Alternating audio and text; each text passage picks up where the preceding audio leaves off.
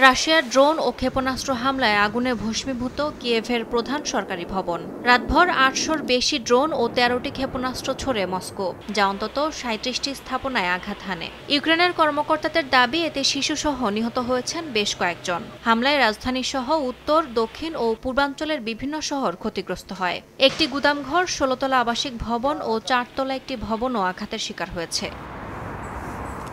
ইউক্রেনের president Volodymyr Zelensky বলেন, Russia এখন বিশ্বকে পরীক্ষা করছে। এই হামলাকে নিষ্ঠুর অপরাধ আখ্যা দিয়ে পশ্চিমা দেশগুলোর শক্ত পদক্ষেপ দাবি করেন তিনি। আন্তর্জাতিক অংশীদারদের রাশিয়ার বিরুদ্ধে আরও শক্তিশালী নিষেধাজ্ঞা, বাণিজ্য সীমাবদ্ধতা এবং শুল্ক কার্যকর করার আহ্বান জানান তিনি।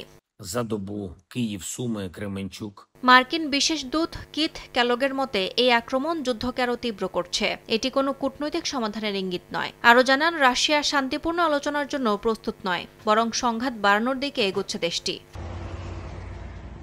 এদিকে পাল্টা আক্রমণে রাশিয়ার পশ্চিমাঞ্চলীয় ব্রায়ান্স্ক অঞ্চলের একটি তেল পাইপলাইনে ড্রোন হামলা চালায় ইউক্রেন। কৌশলগতভাবে গুরুত্বপূর্ণ স্থাপনাটি মারাত্মক ক্ষতি হয়েছে বলে দাবি করা হচ্ছে। একই সময়ে মস্কো জানিয়েছে, নিজেদের আকাশসীমায় অন্তত ৬৯টি ইউক্রেনীয় ড্রোন ভূপাতিত করেছে তারা। চলমান সংঘাতে দুই দেশের পাল্টাপাল্টি হামলায় আরও অনিশ্চিত হয়ে উঠছে যুদ্ধবিরতির আলোচনা। ইয়াসমিন অনন্যা, সময় সংবাদ।